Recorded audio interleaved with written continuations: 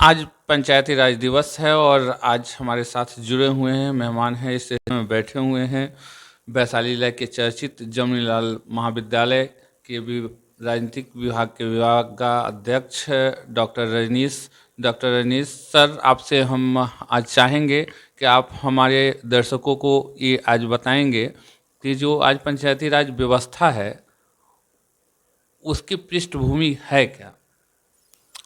सबसे पहले आपको धन्यवाद और सभी देशवासियों को राष्ट्रीय पंचायती राज दिवस की ढेरों सारी शुभकामनाएं। जैसा कि आप सभी लोग जानते हैं कि भारत की सभ्यता और संस्कृति काफ़ी सबल है और हमारी संस्कृति में ही पंच को परमेश्वर का दर्जा प्रदान किया गया है। यह प्राचीन काल से हमारी संस्कृति में यह घुला मिला है और समाज भी इसको बहुत ही हृदय से इसको अपनाया है।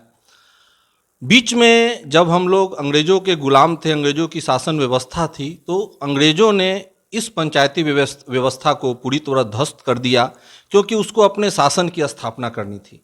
लेकिन जब भारत स्वतंत्र हुआ और संविधान का निर्माण चल रहा था तो संविधान सभा में भी यह बात आई कि पंचायती राज और पंचायती व्यवस्था को कैसे मजबूत रखा जाए। उसके लिए भारतीय संविधान के राज्य के नीति निर्देशक तत्व में अनुच्छेद 40 में पंचायती राज व्यवस्था की गई, प्रावधान किया गया और राज्यों पर छोड़ा गया कि वो राज्य में पंचायती राज व्यवस्था को लागू करें या न करें। चूँकि पंडित जवाहरलाल नेहरू का मानना था कि गांधी जी ने जो सपना देखा था, जो ग्राम स्वराज का सपना देखा था, गांधी जी का जो मानना था कि भारत गांवों का देश है और भारत का विकास तब तक नहीं हो सकता है जब तक कि गांवों का विकास न हो। तो इन्हीं लक्ष्यों, इन्हीं उद्देश्यों और गांधी जी के सपने को साकार करने के लिए पंडित जवाहरलाल नेहरू ने 2 कार्यक्रम चलाए। एक उन्होंने कार्यक्रम चलाया सामुदायिक विकास कार्यक्रम का और दूसरा उन्होंने चलाया राष्ट्रीय सेवा योजना का। लेकिन किसी कारणवश यह योजनाएं विफल रहीं। इन्हीं विफलताओं की जानकारी के लिए उन्होंने एक कमेटी बनाई जिनका नाम था बलवंत राय मेहता समिति।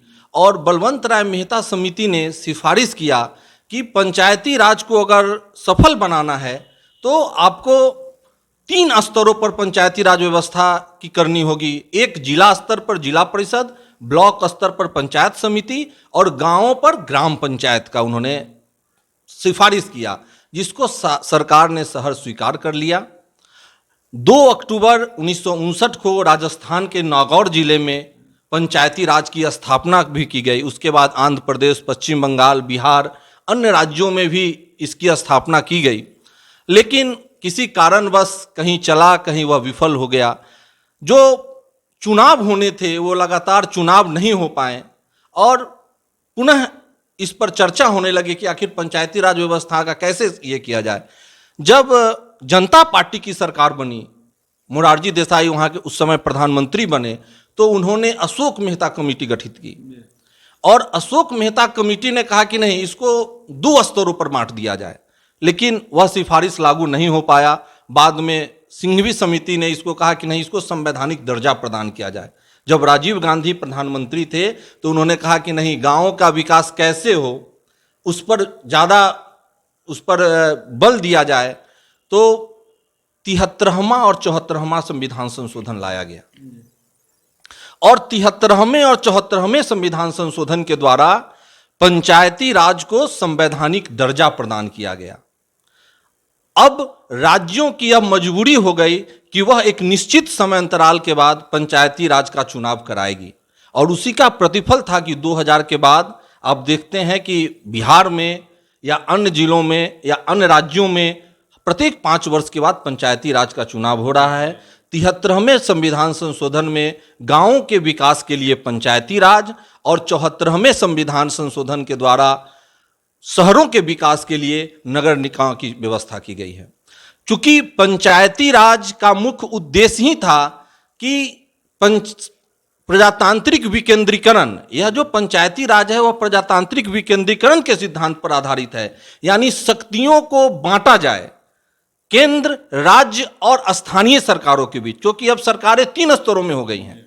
तो उस सबसे निचले स्तर में जो स्थानीय सरकार है उसको कैसे सशक्त बनाया जाए, लोगों की इसमें सहभागिता कैसे बढ़े, लोगों में ग्रासरूट डेमोक्रेसी कैसे डेवलप हो, यह इसका लक्ष्य रखकर इस पंचायती राज की स्थापना की गई थी। क्योंकि यह जो ये संशोधन जो हुआ था वो लागू हुआ था, इसलिए प्रत्येक ये 24 अप्रैल को हम लोग पंचायती राज दिवस के रूप में मनाते हैं। सर, आपने जो पंचायती राज व्यवस्था के बारे में बताया, तो वर्तमान परिस्थितियों में जो राष्ट्रीय स्तर पर पंचायती राज व्यवस्था है गाँव में जो लागू है, वो कितना कारगर है, कितना सफल है? हाँ, एक यह यक्ष प्रश्न तो जरूर है और प्रासंगिक भी है कि जिस उद्देश्य को गांधी जी के जो सपनों का भारत था, वो वाकई में गांधी जी के सपनों का भारत, जो गांधी जी गांव का विकास देखना चाहते थे, वह इस संस्थान ने उसकी ओर कदम बढ़ाया कि नहीं बढ़ाया। क्योंकि 73वां संविधान संशोधन के बाद हम लोग लगभग 10-15 वर्षों का शासन व्यवस्थाओं को हम लोगों ने देखा है, तो संस्थाएं संवैधानिक रूप से तो सबल हैं, उनको शक्तियां भी प्रदान की जा रही हैं, लेकिन उसका जो क्रियान्वयन होना चाहिए, जो उसका संचालक है, जो उसका नेतृत्व करता है, उस पर कहीं ना कहीं एक प्रश्न चिन्ह आ रहा है। विशेषकर जो इसका उद्देश्य था कि जनता को कैसे जागरूक बनाया जाए, इसको कैसे राजनीति में सहभागी बनाया जाए, तो इस उद्देश्य में यह काफी हद तक सफल हुआ है। लेकिन इस पंचायती राज के जो ड्राइवर हैं, जो चालक हैं, अब उन पर निर्भर कर रहा है कि पंचायती राज कितना सफल होगा और कितना विफल रहेगा। जहां पर इसके चालक, जहां पर इसके नेतृत्वकर्ता ज्ञान और अपनी ऊर्जा से या उनकी जो दूरदृष्टि है उस आधार पर कार्य कर रहे हैं, तो उस पंचायत में आप दिखेंगे कि वह पंचायती राज वहां सफल हुआ है। लेकिन जहां अभी भी जो भारतीय राजनीति के जो कोड हैं उन आधारों पर अगर चुनाव हुआ है, तो वहां पर आपको लगेगा कि वहां की पंचायतें और यहाँ की पंचायतों में काफी अंतर है। सरकार की तरफ से भी इस पर काफी बल दिया जा रहा है। सरकारें भी अभी चाणक्य राष्ट्रीय विधि विश्वविद्यालय में सभी पंचायत के जो प्रतिनिधि थे उनका उन्होंने वहां प्रशिक्षण दिया, ताकि गांवों में जो केस, जो मामला है, जो विवाद का मामला है सरपंच के द्वारा, तो जो कोर्ट में जो इसकी संख्या इतनी बड़ी है, कोर्ट ओवरबर्डन से दबा है, उसको कम करने के लिए कि भाई अब सरपंच और जो ग्राम कचहरी के जो सचिव हैं, जो आपके कानून सलाहकार हैं, वो मिलकर स्थानीय समस्याओं का समाधान करें, ताकि हाँ वहां भीड़ कम हो और स्थानीय स्तर पर ही इसका शांतिपूर्ण तरीके से निपटारा हो। उसके लिए सरकार ने वहां प्रशिक्षण भी दिया और उसका कुछ न कुछ फल भी दिखता है कि जमीन पे कि अब लोग जो है अब स्थानीय स्तर पर भी अपने विवादों को ले जा रहे हैं, उसका समाधान कर पा रहे हैं। लेकिन अभी भी जनता में शिक्षा और जागरूकता की आवश्यकता है। जब तक यह सशक्त नहीं होंगे तब तक पंचायती राज उतनी सबलता और उतनी सशक्तता के साथ आपके सामने नहीं आ पाएगी। सर, आपने जो बातें अपनी रखी और हमारे दर्शक देख भी रहे हैं आपको, कि आपने बताया कि शिक्षा और जागरूकता, ये दो चीज़ें जनता को ज़रूरी है पंचायत में जानकारी के लिए, ताकि जो पंचायती राज व्यवस्था है उसको ज़मीनी स्तर पे दुरुस्त किया जा सके, या उसको कहे कि 100% वो लागू हो ज़मीनी स्तर पे। तो इसको ठीक करने के लिए, यानी शिक्षा और जागरूकता को ठीक करने के लिए क्या करना है? देखिए, शिक्षा और जागरूकता सरकार के विभिन्न विभागों के द्वारा, विभिन्न संस्थाओं के द्वारा, एक तो है कि अभी शिक्षा पर बल दिया जा रहा है। अब है कि सभी पंचायतों में अब प्राथमिक विद्यालय और माध्यमिक विद्यालय खोलने की व्यवस्था की गई है। और एक क्रांति के रूप में पंचायती राज, खासकर बिहार एक पहला ऐसा राज्य था जिसने पंचायती राज में महिलाओं को 50% आरक्षण दिया। यह महिला के सशक्तिकरण और महिला का राजनीति में सहभागिता के लिए एक बहुत बड़ा क्रांतिकारी कदम था। और मैं बिहार सरकार की इस मामले में सराहना करता हूं कि उन्होंने यह एक प्रावधान किया कि महिलाओं को कम से कम राजनीति और उसके लोकतंत्र में से जोड़ा जाए। तो जिसका परिणाम भी आप देखते हैं कि अब विभिन्न पदों पर महिलाओं का प्रतिनिधित्व दिखता है। और महिलाएं अगर सजग हो जाएंगी, कहा जाता है कि समाज में अगर एक महिला सजग और अगर शिक्षित होती हैं तो उससे पूरा समाज और पूरा परिवार शिक्षित होता है। तो जो हमारी जो सबसे कमज़ोर कड़ी ही अगर हमारी मजबूत होगी तो आगे चलकर कहीं ना कहीं यह पंचायती राज और समाज के लिए काफ़ी अच्छा होगा। प्रशासनिक स्तर पर भी प्रजातांत्रिक विकेंद्रीकरण के तहत अब सभी पंचायतों, मुखिया, सरपंच, जिला परिषदों को शक्तियों का बंटवारा किया जा रहा है। पहले था कि लाल फीताशाही या प्रशासनिक अक्षमता या कहिए कि दृढ़ शक्ति नहीं होने के कारण बहुत सारी जो योजनाएं थी वो फाइलों में ही सिमट कर रह जाती थी। लेकिन अब जो शक्ति का विकेंद्रीकरण हो रहा है, अब डायरेक्ट शक्तियां प्रदान की गई हैं, तो उससे जो है वह पंचायती राज को और सबलता मिलती है। और कहीं ना कहीं अभी तो चूंकि ट्रांजिशन फेज में हम प्रशिक्षित हो रहे हैं, सीख रहे हैं, तो अभी शिशुआवस्था में इसको माना जाता है कि शैशवावस्था में यह कार्य कर रहा है। लेकिन जैसे जैसे यह और परिपक्व होगा तैसे तैसे और यह जो है मजबूत होगा और सशक्त रूप से समाज के विकास में या राज्य और जिले के विकास में महत्वपूर्ण योगदान निभाएगा।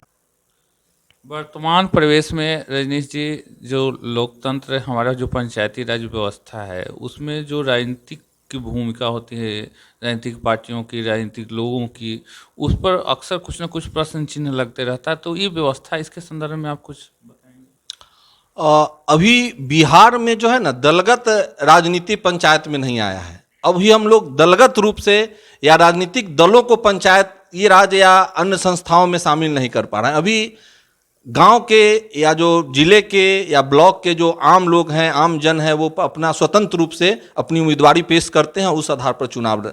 जैसे यूपी में, आप उत्तर प्रदेश में चले जाए तो वहाँ दलगत आधार पर चुनाव होता है।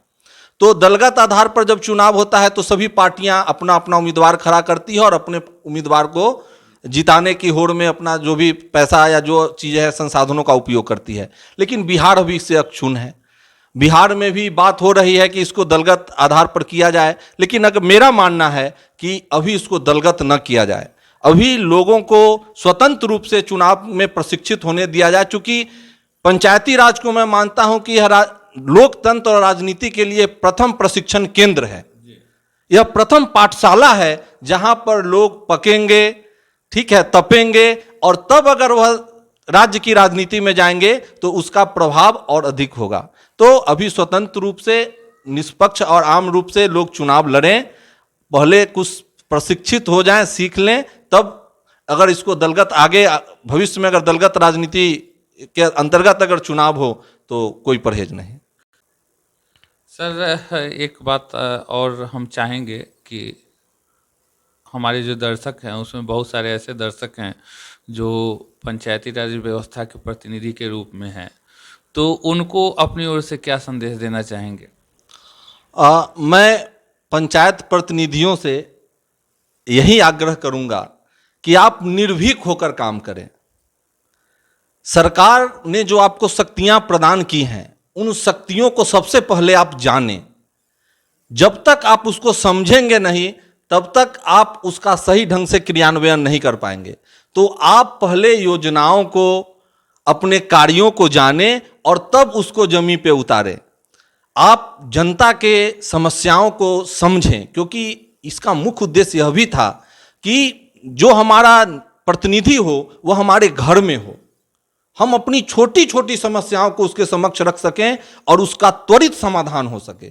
तो इस लक्ष्य की भी प्राप्ति के लिए मैं सभी प्रतिनिधियों से आग्रह करूंगा कि आपके समक्ष जो भी छोटी भी समस्याएं जाती हैं उसको आप तत्परतापूर्वक सुने और जो आपके संसाधन है उसके तहत उसका समाधान करें, तब ही आप उस क्षेत्र का विकास कर सकते हैं। और अंत में मैं यही कहूँगा कि जितने जो प्रतिनिधि हैं वो अभी लाभ, लोभ से दूर रहें। अभी वो जनता की जो समस्याएं हैं, जनता की जो कार्य हैं, उसके प्रति ज़्यादा जवाबदेह बने, किसी भी प्रशासनिक दबाव में भी न पड़ें या अन्य जो ग्रामीण दबाव हैं उससे भी दूर रहकर स्वतंत्र एवं निष्पक्ष रूप से आप कार्य को करें। धन्यवाद। आज हमारे साथ जमनीलाल महाविद्यालय के राजनीति विभाग के विभागाध्यक्ष डॉक्टर रजनीश जुड़े हुए थे। हमारे दर्शकों को इतनी अच्छी बातें पंचायती राज व्यवस्था के बारे में बताया, तो हम अपनी तरफ से डॉक्टर रजनीश को बहुत बहुत धन्यवाद देते हैं। धन्यवाद। मैं आपको भी धन्यवाद, बहुत धन्यवाद कि आप कम से कम लोगों को प्रशिक्षित और जागरूक कर रहे हैं। इसके लिए बहुत बहुत आभार। धन्यवाद। आशा करता हूँ कि ये आम जनता के लिए ये ज्ञानवर्धक साबित होगा हमारा यह इंटरव्यू, और जो वो हमारे प्रतिनिधि हैं वो इनकी बातों का अनुसरण करेंगे